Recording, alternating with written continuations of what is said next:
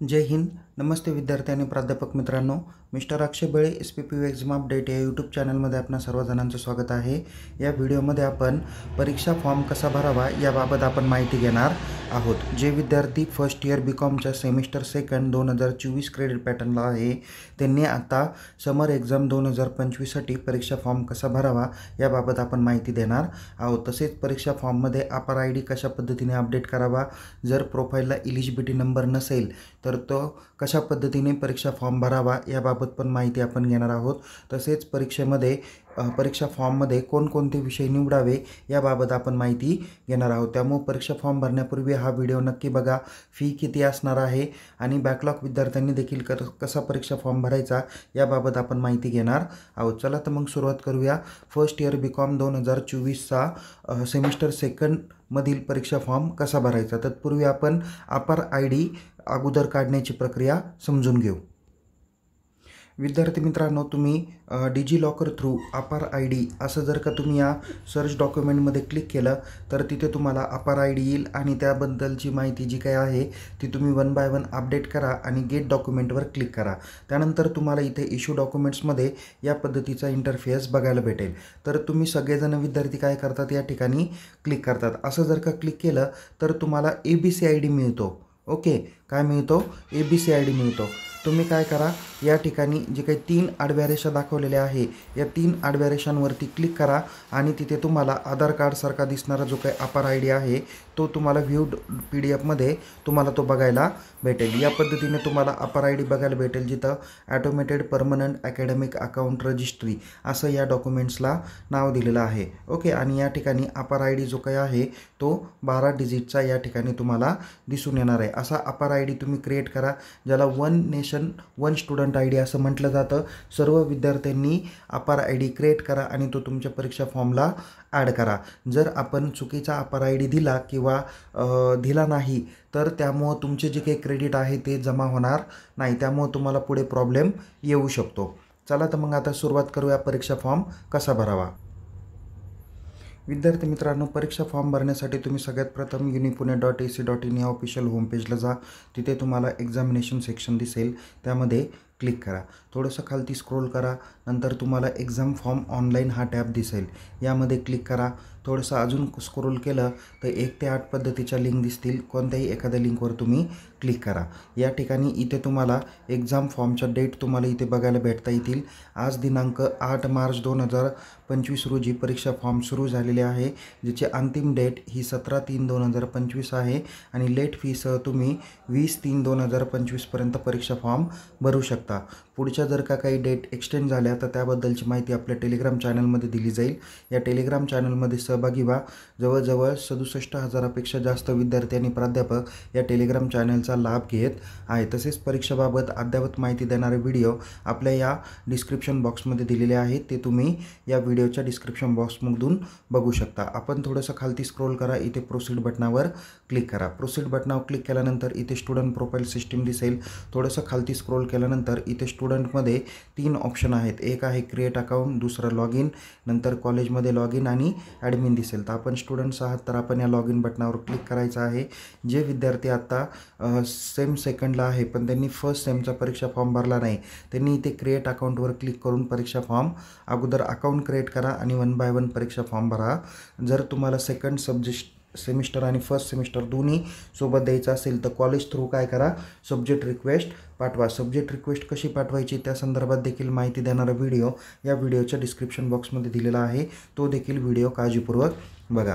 Okay, so या ठिकाणी आपण लॉग इन बटनावर क्लिक करणार आहोत, कारण आपण सेमिस्टर फर्स्टचा परीक्षा फॉर्म भरलेला होता, परीक्षा दिलेली होती आणि त्याच्यात पास नापास जे काही असेल त्या सर्व विद्यार्थ्यांनी लॉग इन बटनावर क्लिक करायचं आहे. इथं लॉग इन बायमध्ये तुम्हाला 2 ऑप्शन आहे. एक आहे मेल ID आणि दुसरा आहे मोबाईल नंबर. दोन्हीपैकी एक ऑप्शन सिलेक्ट करा. इथे तुम्ही कोणता मेल ID आणि मोबाईल नंबर वापरायचा जो या अगोदरच्या परीक्षा फॉर्म भरण्यासाठी वापरला होता, तोच मेल ID आणि मोबाईल नंबर वापरायचा आहे. ओके, या ठिकाणी तुम्ही मोबाईल मोबाईल नंबर काय करा, एंटर करा. त्यानंतर पासवर्ड एंटर करा. इथं जो कॅप्चा दिसतो तो या ठिकाणी एंटर करून लॉग इन करा. जर आपल्याला मोबाईल नंबर माहिती आहे पण पासवर्ड माहीत नसेल तर या ठिकाणी फॉरगेट पासवर्ड म्हणून ऑप्शन दिलेला आहे. त्या बटनावर क्लिक करा. नॅशनॅलिटी इंडियन सिलेक्ट करा. आपला मोबाईल नंबर टाका. OTP तुमच्या मेल ID आणि मोबाईल नंबरला येईल. दोघांपैकी एक OTP टाका आणि नवीन पासवर्ड रिसेट करू शकता. आपण या ठिकाणी लॉग इन करूया आणि पुढे जाऊया. विद्यार्थी मित्रांनो, लॉग इन बटनावर क्लिक केल्यानंतर इथे डॅशबोर्ड येईल आणि या डॅशबोर्डमध्ये सगळ्यात प्रथम कोर्स एनरोलमेंटमध्ये चेक करा तुमच्या प्रोफाईलला PRA number, eligibility number, course name आणि पॅटर्न नेम व्यवस्थित आहे का नाही ते बघा. काही वेळेस फक्त इथे PRA नंबर असतो, इलिजिबिलिटी नंबर नसतो आणि कोर्स नेम आणि पॅटर्न नेम असतो. तर त्यावेळेस त्या विद्यार्थ्यांनी काय करावं, यासाठी तुम्ही काय करा, उजव्या बाजूला स्क्रोल करा. उजव्या बाजूला स्क्रोल केल्यावर इथे ॲक्शन कॉलममध्ये तुम्हाला वेगवेगळे ऑप्शन दिसतील. ज्या विद्यार्थ्यांच्या प्रोफाईलमध्ये इलिजिबिलिटी नंबर नाही तर त्यांना या ठिकाणी अपडेट प्रोफाईल आणि डिलीट प्रोफाईल असे 2 ऑप्शन दिले जातील. या विद्यार्थ्यांनी काय करायचं, डिलीट प्रोफाईल बटनावर क्लिक करायचं. क्लिक केल्यानंतर तिथे तुम्हाला न्यू कोर्स एनरोलमेंट या पद्धतीचा टॅब दिसेल. थोडंसं खालती स्क्रोल करा आणि त्या ठिकाणी स्टुडंट टाईप तुम्ही काय करायचं, एक्झिस्टिंग सिलेक्ट करायचं. एक्झिस्टिंग सिलेक्ट केल्यानंतर इथे तुमचं मीडियम ऑफ इन्स्ट्रक्शन मराठी किंवा इंग्लिश जे असेल ते तुम्ही सिलेक्ट करा. त्यानंतर ABC किंवा अपर ID या ठिकाणी टाका. त्यानंतर तुमचा PRA नंबर तुम्हाला आहे का तर इथे यस करा आणि तुमच्या फर्स्ट सेमिस्टरच्या रिझल्टवर जो PRA नंबर दिलेला आहे तो PRA नंबर या ठिकाणी टाका. तसेच कॉलेजकडून तुम्ही इलिजिबिलिटी नंबर घ्या, तो या ठिकाणी यस करा आणि 11 डिजिटचा इलिजिबिलिटी नंबर या ठिकाणी टाका. त्यानंतर इथे सेव्ह बटनावर क्लिक करा. ओके, ही प्रक्रिया कोणी करायची, ज्या विद्यार्थ्यांच्या प्रोफाईलला इलिजिबिलिटी नंबर नाही त्यांनी. ज्यांचा इलिजिबिलिटी नंबर आहे त्यांनी डायरेक्ट एक्झाम फॉर्मला क्लिक करून फॉर्म भरायचा आहे. इथे आता सेव्ह बटनावर क्लिक केल्यानंतर थोडं पुढे तुमची पर्सनल इन्फॉर्मेशन येते, जिथे तुमचं पूर्ण नाव इंग्लिशमधून, पूर्ण नाव मराठीतून, वडिलांचं नाव इंग्लिशमधून, वडिलांचं नाव मराठीतून, आईचं नाव इंग्लिश, आईचं नाव मराठीमधून पण टाकायचं. जेंडर सिलेक्ट करायची, डेट ऑफ बर्थ सिलेक्ट करायची, डोमेसाईल, त्याच्यानंतर नॉन क्रिमिनल करायचे, कॅटेगरी सिलेक्ट करायची, हँडिकॅप आहे का, मायनॉरिटी आहे का, ते यस किंवा नो पद्धतीची माहिती भरायची. फोटो सिग्नेचर अपडेट करून ॲड्रेसची माहिती टाकली का सेव्ह केल्यानंतर तुम्ही तुमच्या प्रोफाईलमध्ये पुन्हा जाता. तर ही जी प्रक्रिया सांगितलेली आहे ती ज्यांचा इलिजिबिलिटी नंबर प्रोफाईलला नाही त्यांच्यासाठी. आता ज्यांचा इलिजिबिलिटी ऑलरेडी प्रोफाईलला आहे तर त्यांनी काय करायचं, डायरेक्ट या ॲक्शन कॉलममध्ये गेल्यानंतर इथे अपडेट ABC ID किंवा अपर ID यावर क्लिक करायचं. ओके, तर विद्यार्थी मित्रांनो, या ठिकाणी जो काही 12 डिजिटचा नंबर तुम्हाला दिसतो आहे आणि आत्ता मी मगाशी सांगितल्या पद्धतीने डिजिलॉकरमधून जो काही तुम्ही अपर ID काढलेला आहे, हे दोन्ही नंबर जर का तुम्हाला सेम दिसत असतील तर तुम्ही काय करा, या ठिकाणी कॅन्सल बटनावर क्लिक करा. पण या ठिकाणी तुम्ही मेन्शन केलेला अपर ID किंवा ABC IDचा नंबर आणि डिजिलॉकर थ्रू काढलेला अपर ID या दोन्हीचे नंबर जर का डिफरन्स असेल तर या अपर IDचा जो काही नंबर आहे तो या ठिकाणी तुम्ही मेन्शन करा 12 डिजिटचा आणि सबमिट बटनावर क्लिक करा. बघा, सबमिट बटनावर क्लिक करता त्यावेळेस तुम्हाला माहिती येते ABC ID अपडेटेड सक्सेसफुली. त्यानंतर इथे ओके बटनावर क्लिक करा. आता आपल्याला डायरेक्ट काय करायचं आहे, इथे परीक्षा फॉर्मला क्लिक करायचं आहे. ओके, परीक्षा फॉर्मला क्लिक करा. त्याच्यानंतर इथे प्रोसीड बटनावर क्लिक करा. थोडंसं खालती स्क्रोल करून परत अगेन प्रोसीड बटनावर क्लिक करा. तुम्हाला फर्स्ट इयरचा फॉर्म भरायचा आहे म्हणून इथे फर्स्ट इयर या बटनावर क्लिक करा आणि क्रिएट न्यू ॲप्लिकेशनवर क्लिक करा. तुमचा फर्स्ट इयरचा फर्स्ट सेमचा बॅकलॉग असेल किंवा सेकंड सेमिस्टरचा रेग्युलर असेल त्यासाठी सुद्धा तुम्हाला इथे फर्स्ट इयर हेच ऑप्शन सिलेक्ट करायचं आहे. ओके, या ठिकाणी आपण क्लिक करू आणि क्रिएट न्यू ॲप्लिकेशन बटनावर क्लिक करून पुढच्या पेजला जाऊया. पुढच्या पेजला गेल्यानंतर विद्यार्थी मित्रांनो, या पद्धतीने तुम्हाला डॅशबोर्ड बघायला भेटेल. तुमची सर्व पर्सनल इन्फॉर्मेशन दिसल्यानंतर खालती स्क्रोल करा. इथे तुम्हाला नेक्स्ट बटनावर क्लिक करायचं आहे.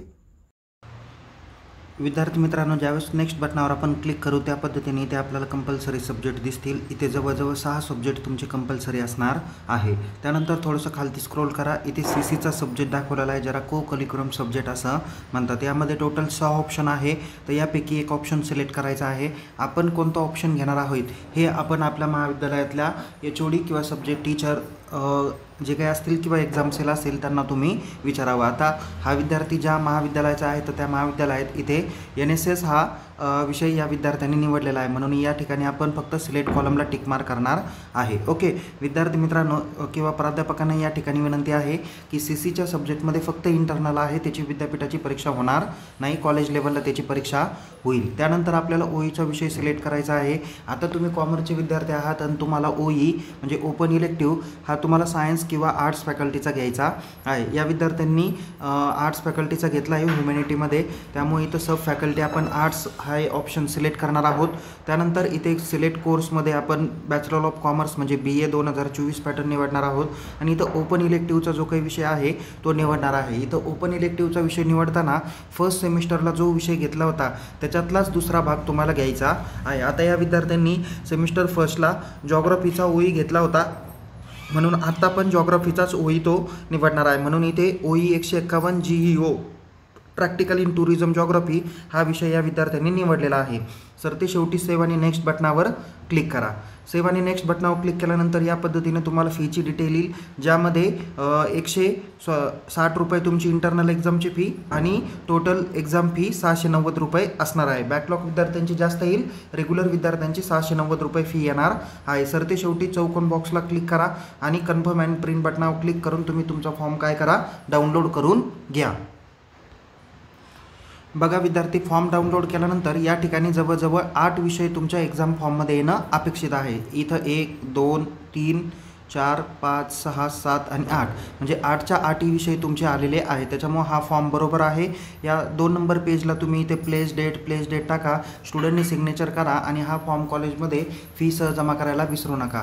यामध्ये तुम्हाला एक्झाम फॉर्मसोबत फर्स्ट इयरच्या एक्झाम रिझल्टची झेरॉक्स कॉपी लागेल, ऑनलाईन प्रिंटआउट लागेल रिझल्टची आणि अपार IDची प्रिंटआउट तुम्हाला यासोबत जोडावी लागेल। एवढं सर्व डॉक्युमेंट्स घेऊन तुम्ही तुमच्या महाविद्यालयात ॲडमिनिस्ट्रेशन डिपार्टमेंटमध्ये अकाउंट डिपार्टमेंटला हा फॉर्म जमा करायला विसरू नका। दिलेल्या मुदतीच्या आत परीक्षा फॉर्म भरा आणि महाविद्यालयात फॉर्म जमा करायला विसरू नका। तर विद्यार्थी मित्रांनो या पद्धतीने तुम्ही फॉर्म भरू शकता। काही अडचण असल्यास तुम्ही चॅट बॉक्समध्ये विचारू शकता, पण हा व्हिडिओ शेवटपर्यंत नक्की बघा, जेणेकरून तुम्हाला कोणत्याही पद्धतीचा डाऊट्स येणार नाही। तुमच्या येणाऱ्या पुढच्या परीक्षा कधी होतील, क्वेश्चन पेपरच्या फॉर्मॅटला आपण आपल्या यूट्यूब चॅनलला सबस्क्राईब करा, टेलिग्राम चॅनलमध्ये सहभागी व्हा, लिंक डिस्क्रिप्शन बॉक्समध्ये देण्यात आलेली आहे। तोपर्यंत तुम्हाला येणाऱ्या परीक्षेसाठी खूप खूप शुभेच्छा। टेक केअर, जय हिंद, धन्यवाद।